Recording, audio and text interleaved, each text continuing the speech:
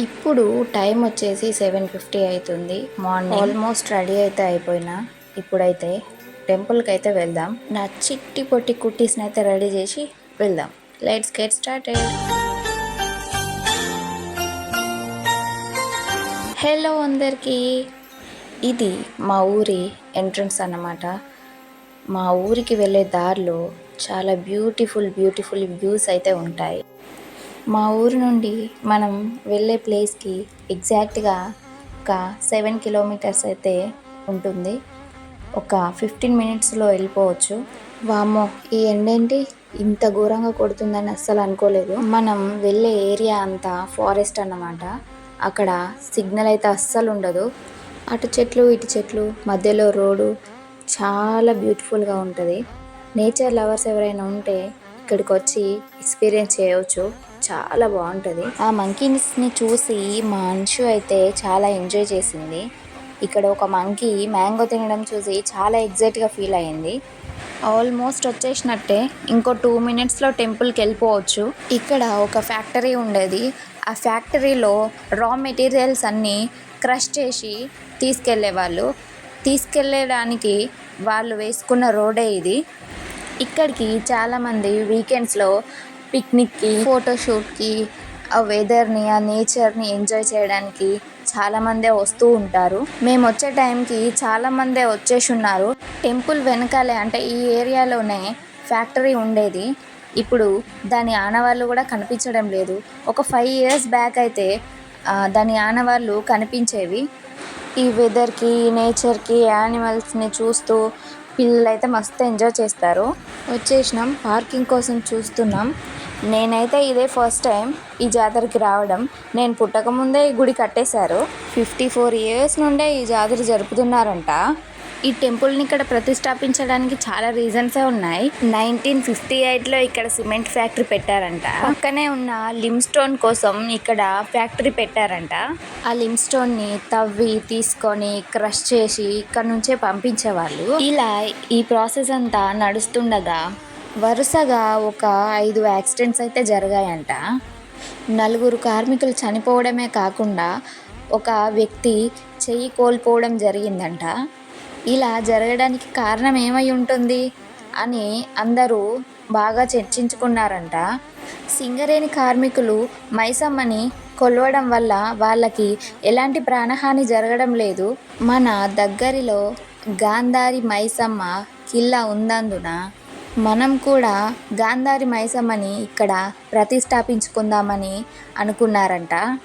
దానికి అందరూ కార్మికులు ఒప్పుకోవడంతో 1969లో ఒక రాయిని తీసుకొని గాంధారి మైసమ్మగా క్వారీ ఆఫీస్ పక్కన ప్లేస్లో ప్రతిష్టాపించారంట. అప్పటి నుండి వరుసగా 3 years వరకు ఎలాంటి యాక్సిడెంట్స్ కూడా జరగలేదంట. ఫ్యాక్టరీ వాళ్ళు లిమ్ స్టోన్ అంటే సున్నపురాయి తవ్వి తీసుకెళ్లడం వల్ల ఇలా ఒక లోయలా ఏర్పడి అందులో వాటర్ స్టోర్ అయిపోయి చెరువులా మారింది. ఇది చాలా లోతుగా ఉండడం వల్ల సిమెంట్ ఫ్యాక్టరీ వాళ్ళు ఇక్కడ పెద్ద బోర్డే పెట్టేశారు. ఇదంతా సిమెంట్ ఫ్యాక్టరీ అన్నమాట. ఇప్పుడైతే ఇది లేదు, కానీ ఒకప్పుడు మాత్రం ఇలా ఉండేది. ఇప్పుడు కానీ ఈ ఫ్యాక్టరీ ఉంటే క్రష్ చేసే ప్రాసెస్ అంతా మీకు చూపించి ఎక్స్ప్లెయిన్ చేసేదాన్ని.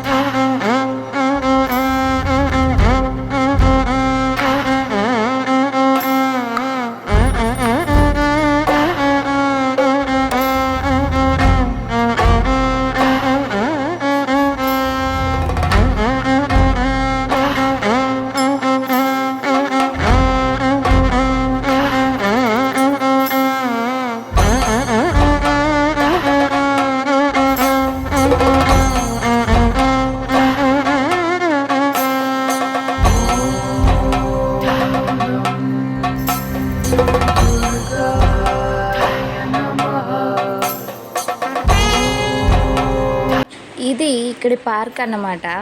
ఈ పార్క్ కూడా సిమెంట్ ఫ్యాక్టరీ వాళ్ళదే. చూడడానికి వచ్చిన వాళ్ళు వాటర్లో పడి చాలామంది చనిపోయారు. అలా చనిపోతున్నారని చెప్పి ఈ పార్క్ని అయితే క్లోజ్ చేసేసారు. ఈ వ్యూ అంతా బిఫోర్ జాతర.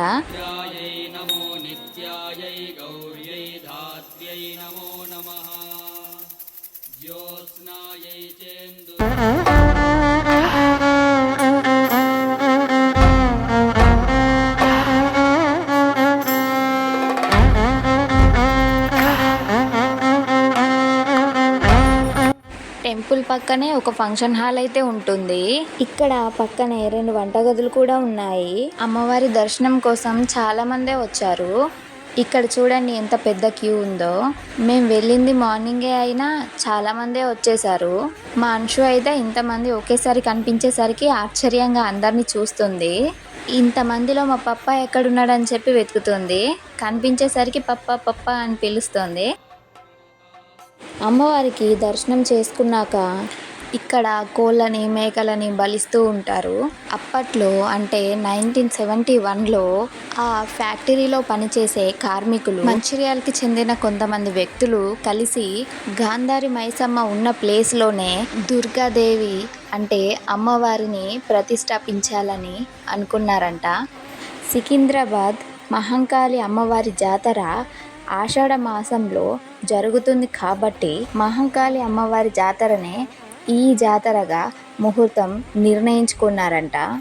ఒకరోజు ముందుగా కరీంనగర్లో రామడుగు విలేజ్ నుంచి విగ్రహం తీసుకొచ్చి ప్రతిష్ఠాపించారంట. అప్పటి నుండి ఇప్పటి వరకు అమ్మవారు ప్రతి ఒక్కరికి తోడుగా ఉన్నారు. ఇక్కడి అమ్మవారు చాలా పవర్ఫుల్ అని చెప్తూ ఉంటారు. చెప్పడమే కాదండోయ్, అదే నిజం. అమ్మవారు ఈ ప్రపంచానికే అమ్మ. అమ్మవారి నుండి మేమైతే బ్లెస్సింగ్స్ అయితే తీసుకొని అంశుకి కొన్ని టాయ్స్ అయితే తీసుకొని ఇక వచ్చేటప్పుడు చాలా ఎండగా అనిపించింది, కానీ వెళ్ళేటప్పుడు ఈ చెట్ల మధ్యలో వచ్చే గాలి చాలా చల్లగా అనిపించింది. ఎంతైనా ఆ నేచర్ నుండి వచ్చే ఆ స్వచ్ఛమైన గాలిని తాకాలంటే ఎంత అదృష్టం చేసి ఉండాలి. నా ఈ వీడియో మీకు నచ్చిందనే అనుకుంటున్నా. నచ్చితే లైక్ చేసి సబ్స్క్రైబ్ అయితే చేసుకోండి. మీ ఒపీనియన్ని కామెంట్ బాక్స్లో అయితే పెట్టండి. Thanks for watching.